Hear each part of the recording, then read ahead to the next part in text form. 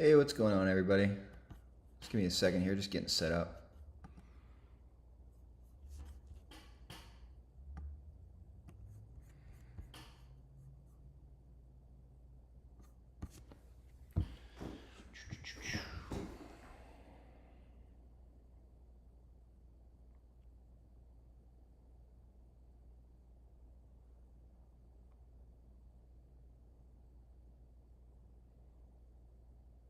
Okay,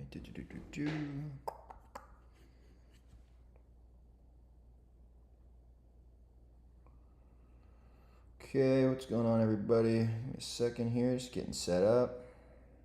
Starting momentarily. Hope everyone's having a nice weekend, prepping for the upcoming week. Okay. Making sure everyone can join.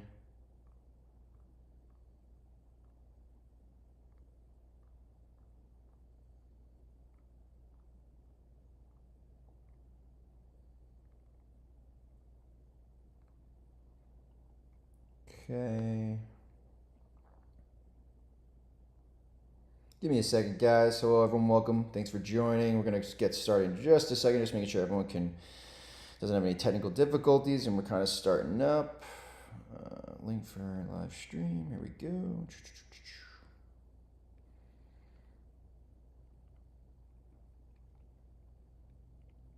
Really excited for today's session, guys. It's been a while since I've done a live stream. I'm looking forward to this one. There's got a lot of content to cover. A lot of content to cover. So this will be pretty good. Jay Togs, what's going on? Sooner Home Inspection, what's going on? Thanks for joining, everybody. Okay, we got the tech team on. Good. We'll start up shortly. As people are starting to pile in. Hello, welcome everybody. Jason, hello. Yes, been a while, everyone. Hello. Very excited to get through this session. You got a ton of great content. Ramaya, how are you? James Clark, what's going on? Alrighty. People are starting to slowly join in now. Carl, what's going on? Thanks for joining, everybody.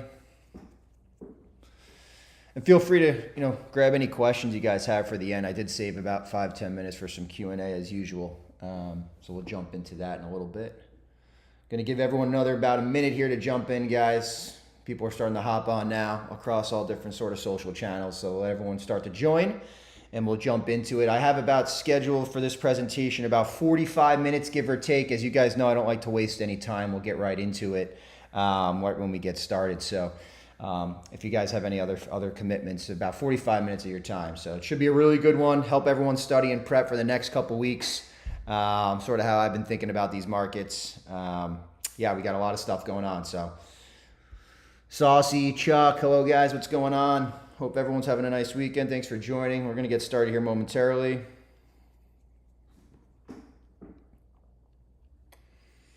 Alrighty. So basically, guys, today's presentation, appreciate everyone joining. Topics for today, got about 4 or 5 things here, including the Q&A.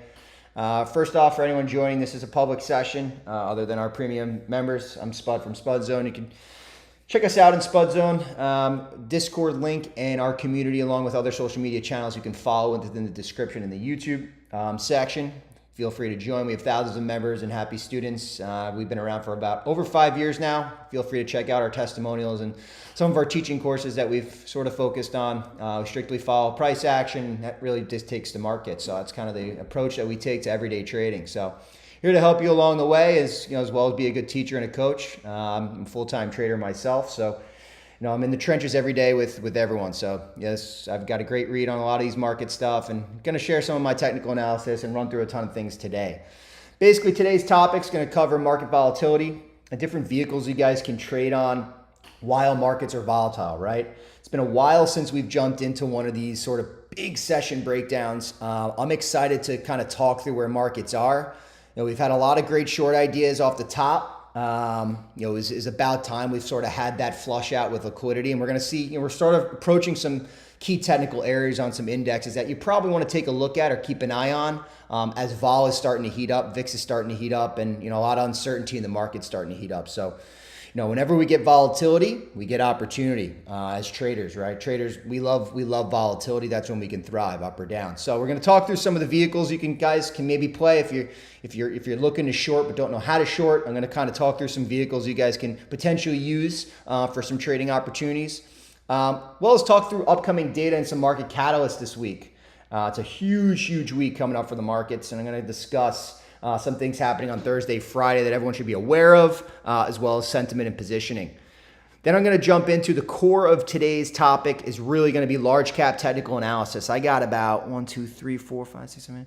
I got about 10 to 12 tickers covering a broad range of spectrum here in terms of sector performance of different sectors and sort of niches here. I'm going to be covering basically everything from consumer staples to technology to devices to crypto to sort of consumer, I guess you would say consumer eat/spending categories. I got a bunch of different things as well as the indexes to cover. And we're going to go through some really hardcore technicals and kind of break everything down so you can kind of make it easy for you to say, okay, here are the levels we're looking for. If things hit here, maybe expect this. And, we can only use technical analysis to guide us for a better conviction or edge on a specific trade, right? So it's always good to prep. Hopefully this will be a great prep session for 2 weeks. And then I'm going to touch on some small cap names, just looking at performance, looking at volume, looking at price. Have been sort of shying away from the small cap landscape in the last 1 or 2 months here. I've been focusing a lot on the mid cap to large cap spectrum because there's so much volatility. There's potentially easy money and trades to be made these last couple of weeks. So I've been sort of shying away from the small caps, although there's been some really impressive sort of crazy moves. Kind of reminding me of 5 years ago? What are we in 2025 now? 5 years ago. It kind of reminds me during those COVID eras. There's some small caps looking a little bit parabolic-y, a little FOMO-y, a lot of chase. I'm going to talk through some of those names. And then we're going to jump through in a Q&A session at the end, guys. So any questions you guys have around price action, technical analysis, habits, trading, anything, teaching, coaching, anything at all, happy to answer my best of my abilities. If I can't answer it, I'll just say, hey, guys, I don't know the answer. I'll have to get back. But and then obviously disclosure, obviously use all these services and these are all just knowledge and educational ideas. I don't manage any money. I strictly trade for myself. We're not an advisory firm or anything like that. Awesome. So we're going to jump in today's session, kind of walk through a lot what's going on out there. So the first topic for today, guys, and I want to get through this is really just, we're going to talk through like what's going on in the marketplace, right? We've seen a lot of volatility. If you're a trader and you trade a lot of large caps, you want to look at where indexes are, you want to see where bond markets are, follow the 10-year treasury. 10-year treasury, when it becomes volatile, right? We've seen a lot of tariff news. We've seen a lot of things going on with tariffs. Typically, when we see tariffs, higher prices, we see potentially higher inflation. 10-year treasury should potentially be going up, right? If we're going to see higher inflation, meaning rates are going to stay stagnant. Right now, you're seeing an overwhelming rush out of this, and we're seeing the 10-year treasuries, because the bond market's getting volatile, actually go down. Had a huge down day Friday. Basically, bond investors saying we're in for a recession. Market is now sort of pricing a recession last week. Growth to slow. And as we continue to start pricing a recession, you're going to see this 10-year treasury continue to go down. Yes, that's good for rates, of course, because your mortgage rates, your auto loans, everything's tied to the 10-year treasury, right? So if you continue to see this down, the market's really pricing in lower growth. Pretty scared, right? So I kind of feel like the 10-year treasury right now is kind of a lose-lose. We don't want it to be going higher because that means rates are going to stay higher, potentially more defaults. So we probably want to see this go down, but this could also mean a potential more volatility for equities to chase out. So keep an eye on the 10-year treasury. This is going to be kind of your area, right? I think potentially if you break down this 415 level, there's a big liquidity gap all the way in here, 360, 370, up into the 384 range. So this could be a volatile area in here. And these were the lows of 2024, about 365, 370 zones. So keep an eye on the 10-year as we go down. I want to talk through sort of market volatility vehicles. So as you guys know, I trade both ways, long or short, right? I follow price action. I follow the data. I'm always looking to basically, how can I get a slice of the cake based on price action, right? A lot of algorithms, a lot of whales dictate market flows, right? And you want to be just kind of jumping on the bandwagon, whether the market's going up or down. How do you take advantage of a lot of this great price volatility that we have in the marketplace today? Some short vehicles. If you're afraid to kind of step in and try and short anything, or you don't know how, totally fine. A lot of beginner traders we kind of teach and coach and walk through when things are volatile. You can play some of the leverage sort of market vehicles we have today. That can be a SDAO, that can be a, let's go through this. That could be an SQQ. So the SQQ, for folks that don't really know, this is the 3x inverse ETF to the QQQ, but on the sell side, short side, right? So if you think markets are going to continue to go down, you think they're going to continue to go up, right? You can play some of the leverage vehicles we have in the marketplace today. And you can buy it like our particular regular equity, right? So if you're just buying a stock, except it moves at a 3x velocity to where the indexes are going, right? I know we've talked about this 3, 4, 5, 6 years ago in a lot of sessions, but we have a lot of new traders and members, so they're not accustomed to understanding some of these potential easy vehicles to trade in and out of markets. We have XPSX, which is then the S&P 500. This is a 3x velocity to the downside. So if the SPY's down 1% on the day, this is actually up 3%.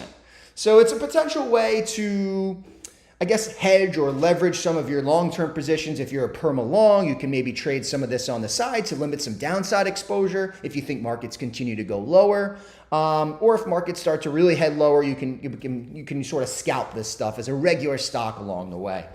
You also have SDAO, which is the 3x velocity of the Dow Jones. So you have SDAO, SQQ of the Qs, and then you have SPXS for the SPY. So these are some of your vehicles that you can use to, if you're sort of not accustomed to shorting equities or and options are too crazy for you, you can just trade this as an equity, sort of going in and out of the marketplace. The other thing is you can also play what a lot of people also play is the semiconductor index. So SOXS is your 3x velocity for a bearish semiconductor index. As you can see, it's sort of breaking out off these bottoms. The SMH is having trouble, which we're going to dive into soon. And it's at a very key sort of inflection point. We've had a 3, 5, 10-year run up and it hasn't really had such a big pullback. So there could be some more pressure from an algo and investor standpoint on these semi names. And I'm going to kind of touch base on a lot of that later today when we dive into our section.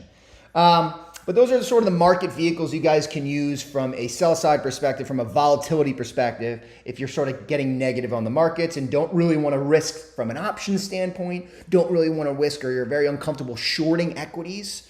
You can kind of play those leverage ETFs as a sort of safer, more, understanding that different markets in that sense. Okay. We're going to talk through some of the upcoming data and market catalysts this week. We got unemployment numbers Friday. We have jobs data. So this is kind of a very sneaky, really big market picture week. If some of that data comes in really poor, just based on where sentiment is now, guys, we could have a major downside day Thursday or Friday with some of this data. And that could potentially be setting up to be a capitulation type of day if the data is bad. VIX could be skyrocketing back over 2025. You could see world-ending posts on Friday if job data is bad. It could be a potential buying opportunity if things get so ugly, just for a relief bounce in the coming weeks. But 2025 has shown us that it's going to be a volatile year. There's going to be nasty big bull bounces off a bear market rally. There's going to be really big sort of liquidations down. We've seen it already, right? It's been pretty chaotic. The one thing I'm sort of, how I'm approaching these markets, how I'm trading these markets specifically is I'm selling speed out there. If a move happens quickly, up or down, and I'm in that position early, whether I'm short a name or I'm long a name, right? I'm selling speed. I'm taking advantage of the liquidity. I'm taking advantage of that range percent gap, right? For example, right, Tesla hit 220s the other day, right?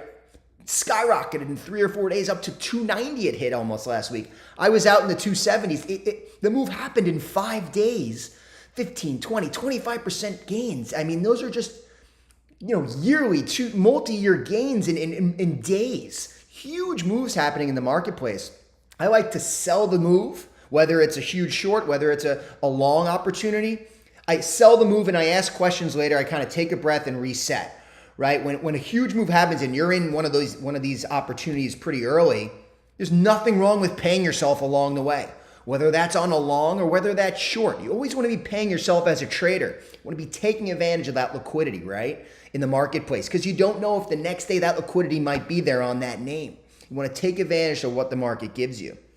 So we're going to kind of talk through, those are some of the catalysts that are coming up. So be ready for that Thursday, Friday.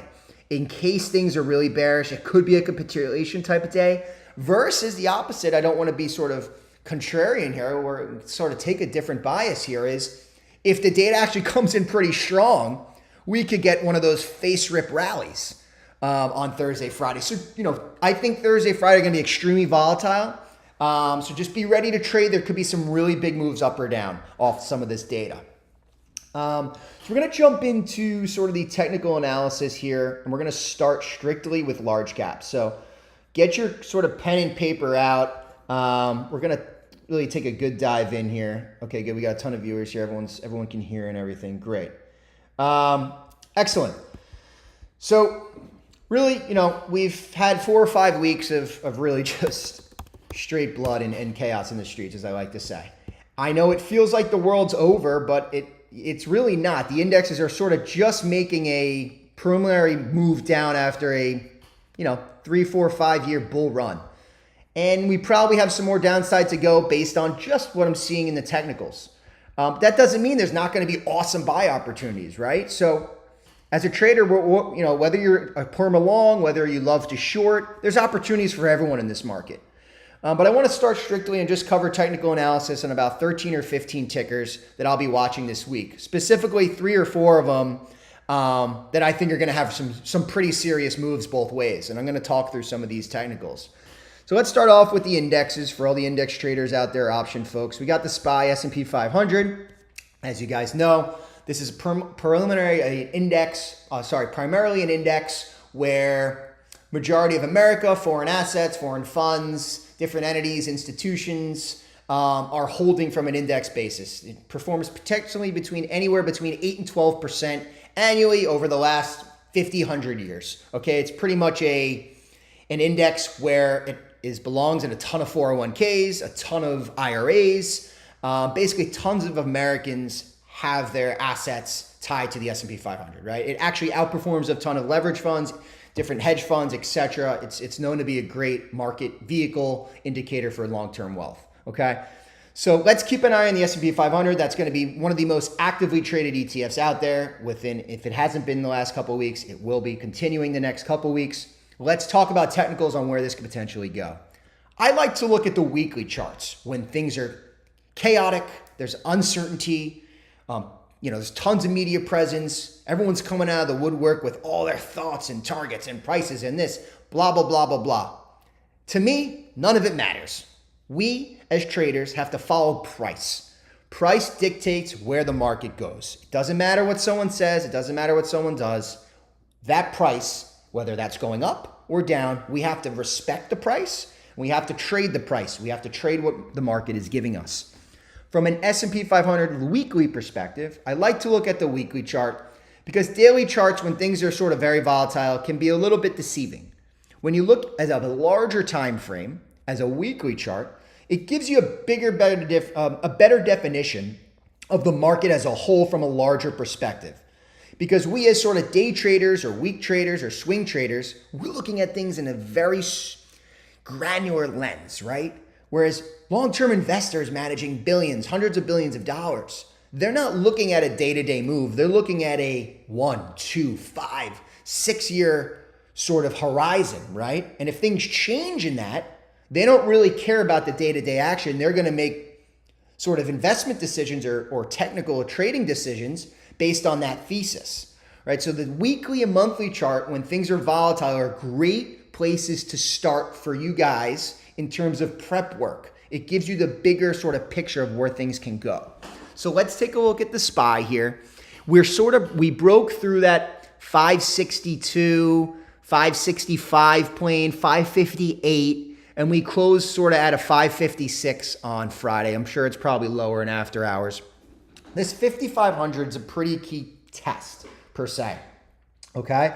It's where a lot of sort of, I call mental capital, mental capacity, a lot of emotions are at this 5,500 level, which is right here where we bounced off last, 2 weeks ago when we started that cratering to the downside, right? We haven't really seen a bounce from that level. So keep an eye on the 5,500 level this week as sort of that last breath for this bull sort of, this bull market hold down here, I would like to call it, right? If we drop below that wick here, we got some levels down, guys, I think people should sort of be aware of. So let's say 5,500 gets here. If we break 5,500, the next weekly support wick is down about 535. So there's a liquidity gap of about, say, $14 to $16 in this liquidity gap to fill the next support, right? So if we break 5,500 clean, you're probably going to want to say, or at least this is how I'm going to think about it. Okay, I'm probably going to sit on my hands. I'll probably won't even touch anything buying wise until we fill that 535, maybe even down to here, that 520, so that 5,300 level. I think that 5,300 to 5,380, I think that could be a really next sort of support level. And then if things get really, really ugly, you're going to have to move your parameters back to about that 5,200-ish level. I don't see us potentially going that low that quickly, but as I said, in a crazy market, anything's possible. We don't know. We have to trade what's given to us, right? That being said, right, if we get that move down the 5,300s, maybe we get a bounce back to the 5,500s in a week or two. So you just don't know how the market's going to react. So I'm just here looking at levels of potentially thinking how I may play the markets, right? That 53.5 is a good level. That 5,300 is another support level. That 5,200 is another support level, which happens to be prior resistance here from the larger bull run back in 2024. The start of 2024 in February, the highs were 5,200. So that could be sort of a big mental point for a ton of traders at 5,200 spot. You could see a lot of long capital come back into the market around that level. 5,200, 5,000 maybe at the end of the year, wherever things get, right? Now, we also have to think from a mental capacity standpoint as traders, right? A 5,200-ish would be about a, 15 to 18% move off the highs. Typical recessionary environments automatically usually hit about 15% down on the index. Some of the worst recessions go between 20 to 30%. I could potentially see that happening on the Qs long term, which we'll dive in now as we went over the S&P 500. The NASDAQ seems like, these red bars are piling up on the weekly. You're not seeing much of a green bar. We haven't held a single support. We're testing the lows. We hit the lows actually in after hours Friday. The NASDAQ to me is screaming high PEs and we're going to continue this descent lower. Where are the technicals? Let's take a dive. That 448, 450, 4,500 line here, 450, 448, seems like a nice liquidity entrance potentially. Seems like that first test where maybe bulls want to come back in and nibble. So let's watch that level this week if we get that low. From a buy side up perspective, I think that 475 spot is now going to be that next resistance that was support last week. Unfortunately, has turned into a sell side resistance. So 475 being the upside if we get a bounce this week. And things get real sort of, buy side, some liquidity comes back in. 575 would be sort of that spot. From a downside perspective, I think that 460, 450, 448 or some of those levels to the downside. If things get really ugly in tech, earnings start to collapse, P's start to compress, we continue to see bearish headlines, tariff news takes over, price continues to decelerate, I think potentially longer term you could get down to that 420 mark. 410 mark, 415, which is basically where that huge green candle came in. One of the largest green candles in probably the last couple of years was around this 420, 425 mark. Okay? So these are all different, what I call liquidity zones, right? So you as a trader can think, hey, okay, this is how maybe other traders are going to think about this, right? We always want to use data to our advantage. We want to say, okay, if everyone started thinking, okay, maybe this can go to this level. Let's see how it reacts at this level, right? You can always basically take a different edge or thesis on some of your favorite names based on where the indexes are trading, right? If you know an index is going to hold up, and say one of your favorite names are NVIDIA or someone like that, and you know that index is heavily weighted to that name or correlated, maybe you want to try along at that specific level, right? So indexes help you think through the larger picture of where the markets are going. It can then help you tie into your individual ticker names you're looking to trade. I then want to jump into the SMH, guys. This is the semiconductor ETF. This one is absolutely huge for sentiment. And not many people realize, let's take a zoom out of here on the monthly chart. This SMH, this semiconductors, let's say just look back from 2018, so 7 years ago, about $40 a share on this.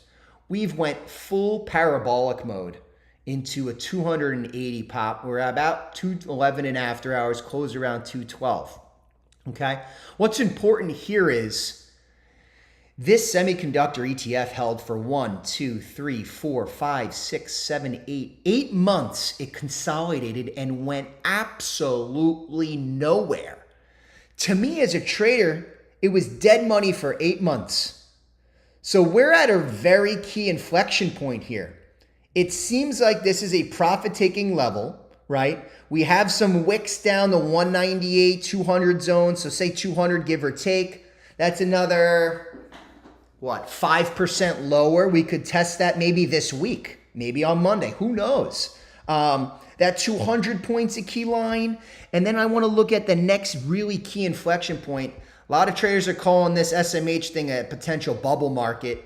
I mean, chip names have skyrocketed, right? And if a lot of profits are going to come back in from tariffs and potentially just trade deficits and other things going on, these names could have a lot lower to go given how high they've ran up. These names also hold a very large weight in our indexes today.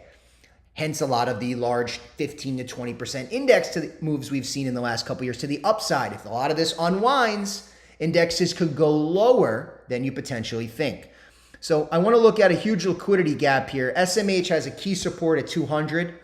If that breaks, watch out below. Things can get ugly very quickly because of how big of a liquidity gap this is under 200. We have an immediate fill to 160s, 170s. Where do I get that number from? I want to take a look at the monthly chart. The monthly previous resistant in the bull run back in 2022 was, back in 2022 or January, was about this 150 mark, 155, right?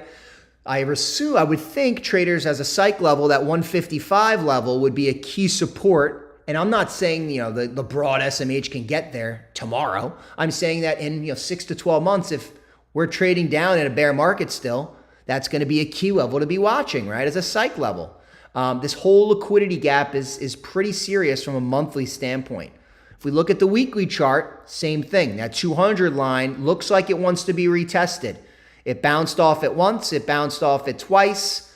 You're probably going to have some buy support again on the third time. Do we hold? I don't know. Let's see what price says if we get down to that 200 level. You might see it this week on the SMH, guys. Keep an eye on the 200 level.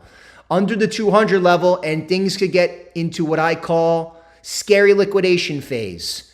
It's held for almost a year and a half up here. You break that level, and there could be some potential liquidations occurring. So, yeah, 200 is a really key level for these semiconductor ETFs. Jumping into NVIDIA, which is a large percentage of this ETF, let's talk through the technicals here, guys. Where did NVIDIA bounce off a few months ago? Bounced off that 105 level, right? That's a key level, 105. We also have a very key level at 90. So if you're a NVIDIA trader, 105 and 90 are going to be those key spots for supports. If you want to see any type of bullish momentum, any type of longs, those are going to be your spots to watch. You maybe want to nibble, play some bounces off of that, see how the sellers react around that level. Those are going to be the levels I have alerts for. Those will be the levels I'm going to be looking for on the video.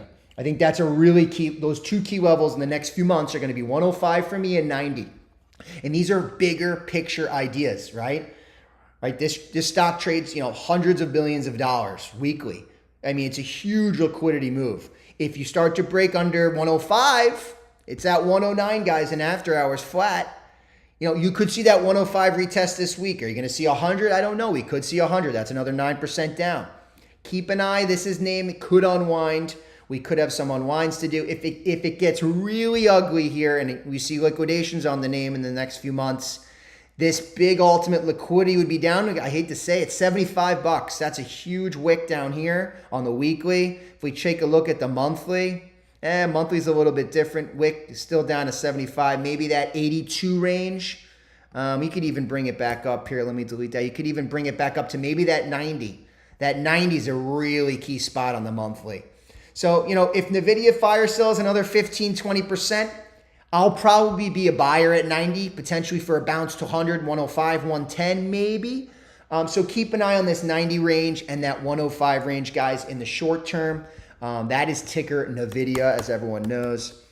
I'm going to then jump into two consumer, I like to say sentiment or consumer, what's the word I'm looking for? I guess appetite would be one. DoorDash. Valuation to me is pretty crazy, trading over 120 times forward earnings. It finally had its first red bar on the monthly in 4 years. Like real red bar, like one that didn't get bought up immediately after. So if we look at past times on DoorDash, when it had a first red bar, this size, this caliber of volume stick, we go back, it then dropped another 40% on that. It then dropped another 15% here. On average, you could say maybe it was a 15 to 20% drop after its first initial drop. So I'm looking at DoorDash potentially to come down to this bottom wick of 170. It's 181 in after hours. This could come down to 175, 170. If it gets very ugly, let's take a look at the weekly. We could hit that 168, 166 range this week. That would be a key support for the bulls to hold this longer term uptrend, which has had a nice uptrend off the sort of the IPO lows of 50. So this is DoorDash. This is the delivery service. They make a ton of money on fees. As you guys know, if consumer sentiment's really poor and money supply is tight for US consumers, they're not going to want to spend the extra 10, 15 bucks on the door delivery service. They're going to hop in their cars to save that $15, right? Just from a mental psych perspective, this is a name that could potentially get hit a bit up at these levels. Similar name is Spotify, although a little different. They're crushing the music, crushing the streaming. This name has went full parabolic mode. It's sort of that hidden gem that's really probably outperformed 99.9% of the market, and I've been watching it forever. A name that I almost gobbled up in the 70s, 2 or 3 years ago, and I ended up not biting the bullet at 2022. One of my biggest mistrades in a very long time. And this name has bounced from 70s all the way up to almost $700. That's that is a 10x return in just 3 years. It's actually held up really, really well, relatively comparable to what these other stocks are doing in the marketplace. I mean, this name is down 7% off its all-time highs right now. Had a big red flag. So it looks uncertain at this level. And these are like sell side. These are like parabolic gaps that seems to be getting sold into a bit. Let's look at the levels on the weekly here. It has a lot of range, guys. This name trades 8, 10, 12% a week in terms of volatility. It's a bit sketchy though. What I mean by sketchy is it doesn't feel like there's a lot of players on it. It seems like there's a couple big market makers on this name. I don't know if they're holding it up, selling it to liquidity. I don't know if there's a lot of big price targets that just came out with the 700s on this name. It's a lot of what I call games being played. It's not clean moves. So you do have to be careful a little bit because it could go down 6% in one day and then pop another 5 on the next. So you have to be a little careful on this name. But if we look at technicals and the market's become weak this week, it is a subscription-based company, sort of like the Netflix, sort of like your other things, DoorDash, Grubhub, Uber. Like it could potentially take a downfall if consumer sentiment stocks fall down. We have a weekly move down to this 500 mark, which would be a nice move, guys. That would be about a 10 to 13% move from current close, 10 to 15% move from current close Friday. Maybe get that 500 this week. If not, it has a nice potential spot to 530, which is about another $28 down from this level. If the name wants to bounce this week, 600 to 615 has been a resistance on the upside. Keep in mind, look how big of a move this has made in the last 3 years. If profit taking does occur, those would be my levels on the downside. 530 followed by 500. Now, you might be saying, well, how would I play the downside moves for a lot of these names that Spud's talking about? If you're looking at options, I never like to play weekly options. I normally don't even like to play multi-week options. I like to play a month out. Why do I like to play a month or two out when I'm day trading? Is because I don't have to get the exact cent and multi-second tick exactly correct. I can get the overall trend correct. So if a stock bounces 2% and I still think it goes lower, no problem. If it then drops 6% the following day, I'm in the money. I'm still making money. I don't have to panic over a 2% equity move. So I like to play options from a longer dated focus, specifically on larger trends. Gives you more sort of time horizon, less stressful. You can make more money on a larger move that happens over time, not specifically by the second, by the minute, by the hour, by the day. Okay, so that's Spotify. We've done DoorDash, Spotify, consumer sentiment stocks. Let's talk about the crypto bros, all the crypto guys out there. Let's talk about the Trump pump that we saw. This thing went from pre-bidded up 70,000, was bidded all the way up to 109,000. We had a move of about 15, 14, 30%, say another 8, close to 40, round up, give or take. What do we got? Maybe 40, 50% move, right? In just 10 weeks. And we're starting to see a little bit of an unwind here. It has held 80. I think the crypto bulls here and sort of the Bitcoin lovers, 78 is a very, very key level. We've bounced off that 3 or 4 weeks ago, pretty strong. We bounced off that 3 weeks ago, again, pretty strong. Are we going to retest that 78 again? My guess would be very likely. Test that 78. How does this react at 78? Do we touch it, rebounds back up, or do we touch it and liquidity falls out and there's a rug pull? And then we get the rug pull. Does the rug pull hit 68, 70 again? I love to be sort of a buyer around Bitcoin. I don't actually trade the asset itself. If it were to come down to the 70 range, 75 range, I'd even probably start to nibble. How I'd play this name is I'd be buying BITO, B-I-T-O. It just matches the Bitcoin price from a U.S. equity standpoint. I don't actually have to have the underlying asset as a risk. I'm just trading the price correlation. So I'd play it through BITO. If it does hit that 70 range, how I'd potentially play it to limit my exposure, I would be potentially buying some longer calls, 2, 3, 4 months out for a potential bounce in Bitcoin if it were to get that low and we did hit a liquidity sell side. 78K though has been where it's held for about 5 to 6 weeks. It is a nice hold there. But if supply sort of picks up and demand slows down, we know how fast crypto can move. Bitcoin can see that full-on gap fill, which would be the pre-election move of 68,000 to 70,000. That would be a nice potential spot to try some longs down in that level. Okay, that's Bitcoin. Tons of technical analysis today, guys. I mean, I'm sure hopefully people are writing down. Like I went through about 7 hours of just diving into weekly and monthly charts today and yesterday to give you guys sort of some of these best educational reads on where I think things can go. And obviously these sessions are very helpful for me as well, because when I'm like trading all week and my mind's racing at 1,000 miles an hour, I think back, oh, right, that was a level I was looking for. Oh, right, this is where we've seen a lot of buy side. Oh, this is where we maybe could see a liquidity sellout. Maybe I'll short a bit here. So these levels, these sessions are only going to help you guys as traders, give you better percentage to be successful and sort of compound those gains. So that's Bitcoin. Let's look through Apple. Apple's a big one, sort of a technology sentiment-driven stock. Obviously, a name that's traded very well. If we look at sort of some of the technicals, 205 to sort of this 210 range has been a small support, say.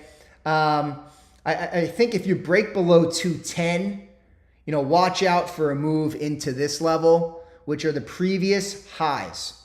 Now, you're probably saying, Spud, why are we looking at previous highs of stocks, right? Well, previous bull market runs are resistances, right? Those actually, when markets start to fall, 80% of the time, they become supports. And this is for like a trading 101 trick in general when you're looking at larger time frames. Like prior resistance to bull runs, guys, end up being supports on the way back down. So if you look at Apple here, 195 could be a really big support for the name, right? That would be like a 20, 30% off the highs. But if we get there, we could see the 180s again, right? So, this is Apple from a bigger picture. And guys, I'm giving really broad range levels here. I'm not giving like a a micro day level here. I'm looking at a bigger picture in 6, 12, 18 months if things get really ugly continue, right? If each week is a bloody sell down like we've seen the last 6 weeks, and we continue to see that with no market bounces, like this is where things can go. That's sort of what I'm giving the worst case scenario, right? Two more stocks I want to discuss, which are going to be probably my top 2 large cap ideas for the week. Ticker Nike. Everyone knows the company. We all know Nike. I'm taking a look at Nike. I want you guys to see this monthly chart. I don't know if price action could be as bad as I've seen Nike in 5 years. I don't think I've seen price action this poorly since COVID. For good reason. Fundamentals have completely, excuse my Frank, had completely shit the bed. Management, there's new management involved now, new CEO. There's a lot of competition building up on, Lululemon. There's a ton of stuff going on out there that's taking market share. There's a lot of things going on in Nike, right? This used to be the staple for American and Chinese consumer sentiment. It is in the gutter. It is down. Everyone who's been longing the stock for 10 years is almost in the red. This is at 7-year lows. We're retesting that sort of high of 2015, low of 2018. When it gets ugly, it's usually a good time to buy. Now, Nike is going to be on my buy list to nibble in some of my long-term sort of ideas. I'd love to maybe nibble some in the long-term account. It's giving me similar vibes to the Intel trade we took at 20 and we sold it in the 25 to 27s when it ran a couple weeks back. We're in the trade for about 3 to 4 weeks time until we got that big news pop. It was a quick 20, 30% equity play.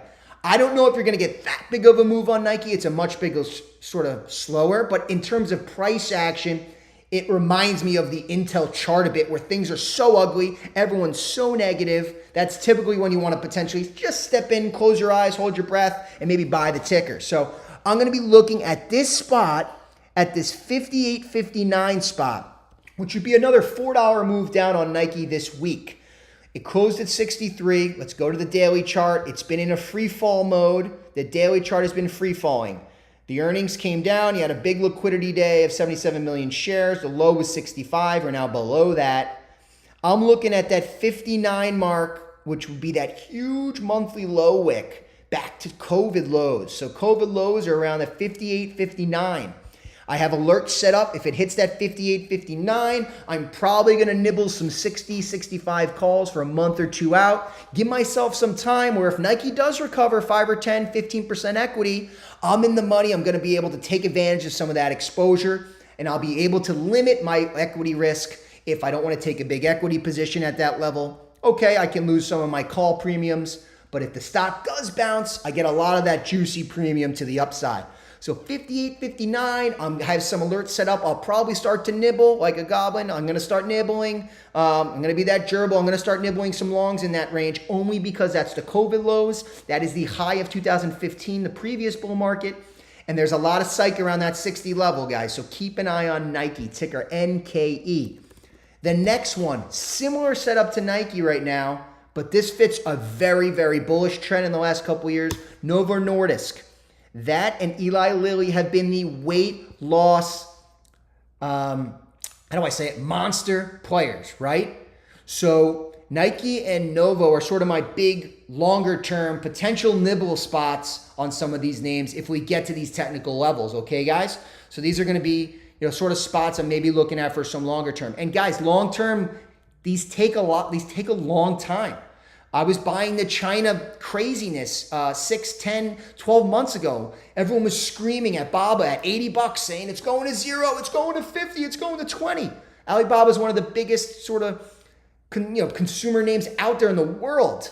It took a long time. I bought the ugly and the stock's now in the 130s. It's been one of my best winners in the long-term portfolio. But these stocks, you got to sometimes just close your eyes and trust the technicals a little bit. And that's what I like to do in my longer term portfolios. How I'm going to potentially attack this Novo Nordisk is this would be more of a trade. Because if you look at the weekly chart on Novo, this has been free falling. I mean, it's trading almost like a penny stock. It's a $300 billion market cap. The option lovers here are probably having a field day because the premiums are so cheap This stock moves 2 to 3%, and these things are flying 100% a contract. This is a name is probably great for day trading right now. It is almost in my buy bounce zone though. If we drop another 3, 4, 5% this week, let's check out these wicks back to 2023. We got some support at 65 and we have multi-week support at 63. Why we love that level? We also then love this level of 58. Why? It was the previous bull run in 2022. So that would be a full 60 to 70% move off the highs down into these lows. If you guys think the weight loss sort of drugs are here to stay, you think that's a longer term bull trend, this is probably a name you want to maybe start to nibble at, just given how much of a drop it's had so quickly. You could potentially get a big 10, 20% bounce around those levels. Same sort of setup to Nike.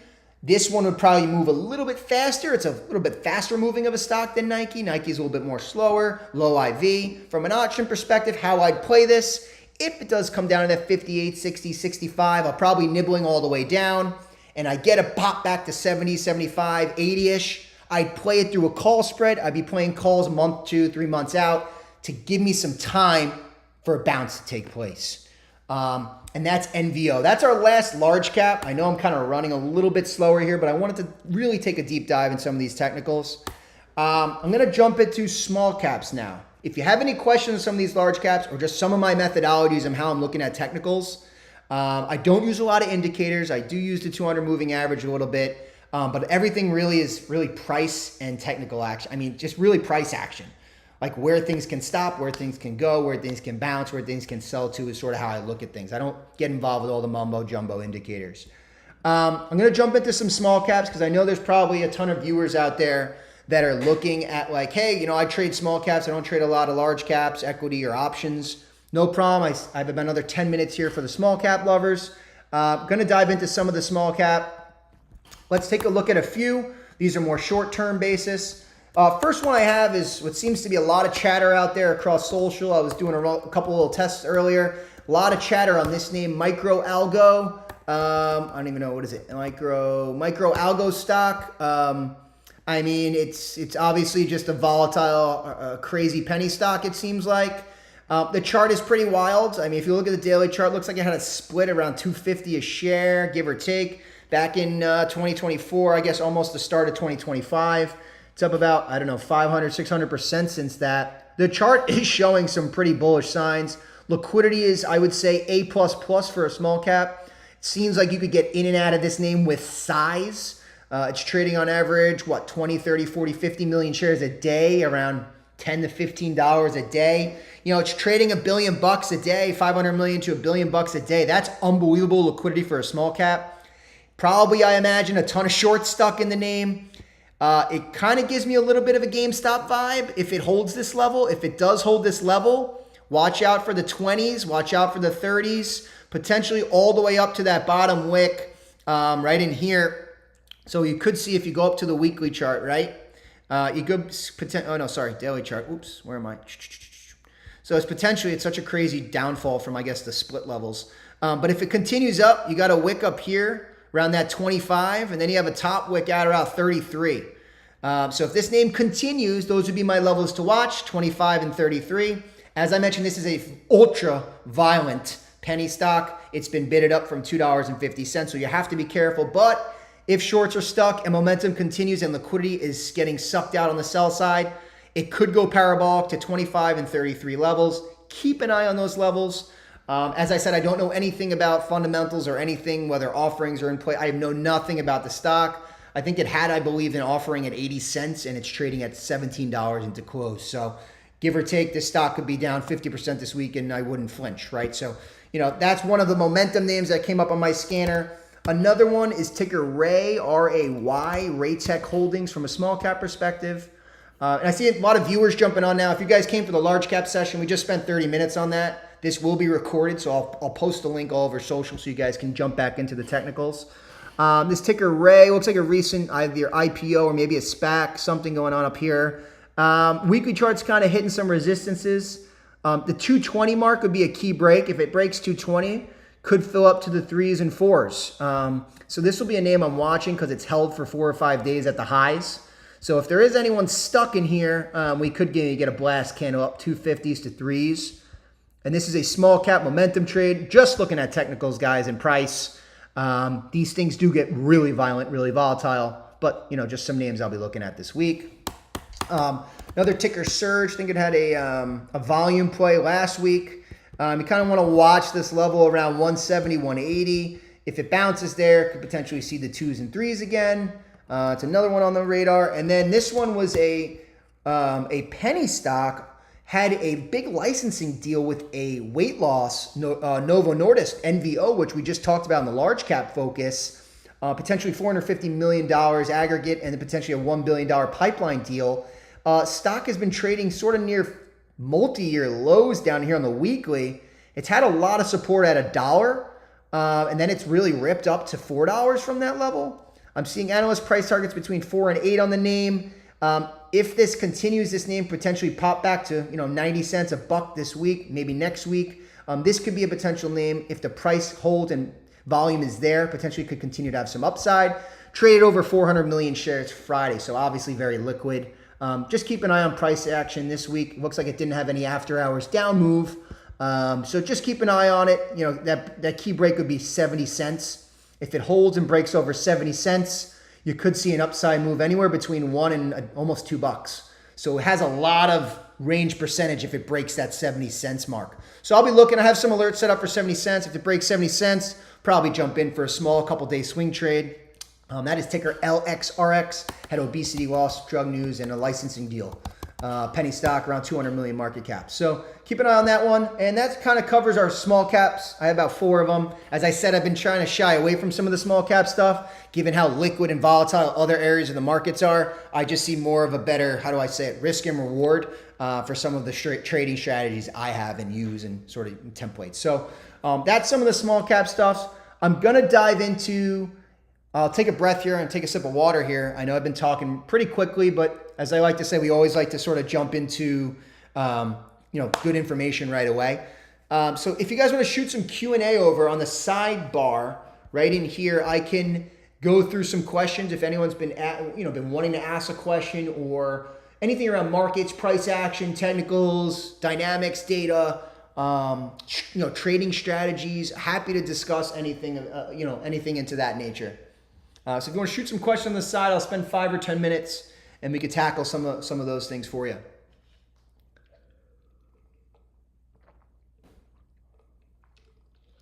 I need a breath. I know I haven't really taken a breath. Been going pretty hard here for an hour.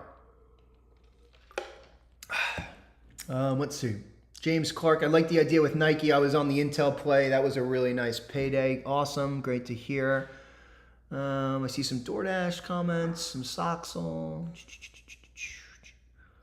Any questions on the right, guys? If not, no problem. If you're too shy, you can always DM me. You can DM me on social. You can DM me in Discord.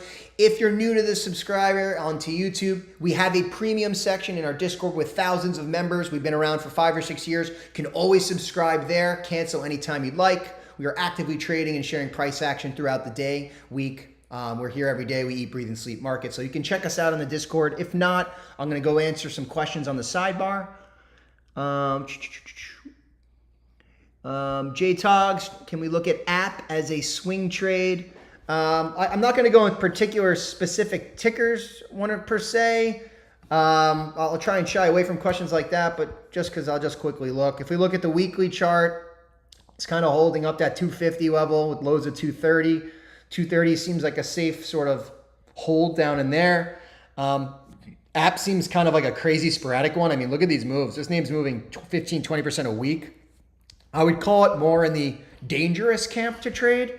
I would say you have to be super risk management wise on this name. It just seems really crazy. I mean, it's went parabolic from $10 to 500 in just a year or two. So just would be careful on a name like that. Back to the Q&A. What do you think of the Chinese market? I've been pretty bullish on the Chinese market based on how cheap the forward earnings have gotten and P's for some of these names. I mean, they were trading BABA down to $80. The P was like 7 or 8. I mean, now it's back up into the maybe teens, high teens, 20s. and the name has ripped 70% off those lows. I still own all my BABA shares. I'm still a long-term holder in Baidu in the 90s, which has sort of been dead money for a few months for me, but I still think that name could potentially have a late year rally if sentiment continues to be pretty poor. The reason that China trade's also working is there were so many shorts out there on China that a lot of the moves that we're seeing to the upside in China is some short covering. And that name could, those China mega caps could continue higher if the short percentage stays high, right? And if economic data picks up better over there, you could potentially see bigger moves in the China landscape. I'm sort of neutral on it. I'm not bearish or bullish at these levels. I was really bullish back when things were fire sailing. They've bounced a lot, so I'm sort of just neutral on China right now at these levels. Sorry, that was Jay Togs. No, that was Sile. Now we're at BB with tariffs. Will we see more market downturn? BB, if you want to check out the video when I share it, we dove into the technicals with SPY, QQQ, and the SMH. If you're looking for more market downturn or kind of want to see bottom, keep an eye on the 10-year Treasury, right? If it breaks that 415 lower, we could see even sort of a capitulation from a liquidity standpoint. And then you want to keep an eye on the SMH, BB, because that's brought us up. That's brought the indexes up 20, 30, 40, 50%, over the last couple years. So if the SMH starts to fail, those are the most heavily weighted stocks in the entire sort of index landscape. So if the semiconductors start to fail, this market's going to fail. There's no really doubt in my mind about it, right? If those semiconductor names come down, that's what brought us all the way up. So, what brings us up brings us down. So keep an eye on the semi names. That's SMH. Robert F. Hey, Spud, what things about SPY for this week? Robert spoke through some of the technicals back maybe 20, 30 minutes ago. Same thing with BB. If you want, I'll reshare the video, but we did a deep dive into SPY and QQQ. Just for some reference, if we want to jump back in, I'll quickly do it. Seems like people are looking for index stuff, no problem. I jumped in that in the beginning. If we want to take a look at the index on SPY, we got some supports around 5,500 just from a mental capacity standpoint. 5048, 5,500 here, right? Or you could say 550 if you're trading on a desktop here. That's sort of the last line for bulls. If we break below that, Robert, we have some supports down all the way to 5,300, 5,400. So if it breaks 55 clean, I probably wouldn't be a buyer then till 5,300 at the earliest. We also have some big liquidity downside. Last bull market stopped around 5,200. So from a mentality standpoint, a psych level, there could be 5 or 6 months before we hit 5,200, or it could be next week. I have no clue. 5,200 would be a real, sort of a spot for me where I'd really start to take some longs and try some longs for some bounces in there. So that's 5,200. 5,300, 5,200 from a long-term SPY. For this week, I think 550, 5,500 is going to be your key spot. That's going to be your liquidity up and down. It's trading below the 200 SMA now. QQQ, if you want to look at that market, this has been even a worse sort of performing name. Ton of support at 450, 448. Breaks that level, you got a liquidity all the way down to that 420. So these are bigger time frame pictures. Hopefully that's helpful. That's for Robert. Where are we? Internet Explorer. Long whereas this dip we sold very quickly. Yep. Yeah, no, it was very volatile 2 weeks ago. Longs bounced so fast. Internet Explorer, I guess that's your name, Internet Explorer. Longs bounced so fast. It was one of my teaching lessons earlier in the session. You gotta, for me, I love to sell speed. What do I mean by that? I love to sell speed. If a huge move occurs and you're in that position early, whether it's to the downside or to the upside, and a huge liquidity move happens in your favor, we're traders, guys. I like to say you got to prioritize paying yourself, right? If someone's paying you this money and you have this call correct, you want to be taking some money off the table, right? So Tesla went from 220s to 270s in like a blink of an eye. I immediately started selling equities because in Tesla, I basically sold the entire position because it was a 15, 20% bounce in just days. And I'm happy I did because it's come down a lot from that area. It even hit a high of 290. So I mistimed that a bit, but you know what? You can't be mad paying yourself on some of these moves, guys, that happen quickly because right now we're in a day trading market and environment. They may not hold to the next trading session. They may not hold next week. Vice versa, long and short. So you have to be, if you're pressing either way, you got to be nimble. You want to be paying yourself at all times as a trader, as that's always a top priority. You want to pay yourself along the way. Sooner home inspection. Can we look at AMD? I'm just not going to jump into the single equities because there's a lot of people on. I just want to keep it to sort of a Q&A. I'll try to look at AMD at another point. Back to Internet Explorer, another question. We expecting more downside from the tariff news. I kind of went over the technicals. As I said, try to zone out all the media, zone out all the articles, the world's ending. Trying to just look at price, right? Because price is going to tell you where the markets are going. If we continue to sell, we're probably headed lower. If we get a big sort of bottom bounce day, maybe the next day we'll get a big bounce up, right? So I would go with price and sort of gut feel on the price action to determine where things are going to head. Master day trader, how are you doing percentage-wise this year? I'm having a great start on the Roth IRA. One of my best starts in years. Outperforming the markets probably by 7, 8, 10x right now. So it feels really good. A lot of that thanks to Intel, BABA. I guess Bitey's been a standstill, but those are sort of my two big winners in the Roth IRA. So doing very well, outperforming right now. That's through Q1. I want to continue that in some of the IRAs and some of the long-term positioning that I have. So starting off pretty good this year. It feels good. I like to trade well through when markets are really volatile. It's sort of when I trade my best. So I'm trying to stay nimble, trying to stay focused, really trying to manage risk. I don't want to get blown up on a trade. But I want to be able to make enough where when things move, you can make some good coin. So that's sort of the mentality this year so far. Jonathan Aguilera, hope I'm saying your name correctly. What you think Fed cuttings rates throughout the year, even if jobs look good, PC, core CPI continue to run hot. I talked through the 10-year treasuries earlier. I mean, if the 10-year treasuries continue to come down. I mean, it's just clearly the bond market pricing in a slowdown in growth. If the treasuries are holding high, where you got a stagflation, inflation concern. So I would just keep an eye on the 10-year treasury to see, where your thesis goes with that, Jonathan. J Togs, hey brother, so you looked at but AAP, Advanced Auto Parts. I'm not going to look at that. I'm just going to stay away from different names. Sile, thank you, Spud, no problem. Robert F. Thanks, Spud. No problem, Robert. Happy to help. Aaron, ATS. Care to look at Airbnb as a relative analysis to your Dash thesis? Airbnb is a crazy one. I'm not going to dive into it technically wise, Aaron, but actually maybe we'll take a look. I might as well take a look. Let's see. So Airbnb. It's a crazy one because it always trades like sporadically, and it doesn't trade. It's not an easy one to trade or know where it's going versus some of the other tickers I covered, Aaron. I mean, if we look at the technicals here, I haven't touched this name or looked at it in a while. Clearly, right, my drawings are not really up to date here. But if we kind of look, it looks like it's got some supports at 115, which is about another 4 or 5% down. That's probably where it's headed from a technical perspective, just from a quick glance, Aaron. It looks like the lows of 2 weeks ago were 120-ish, so we're kind of there.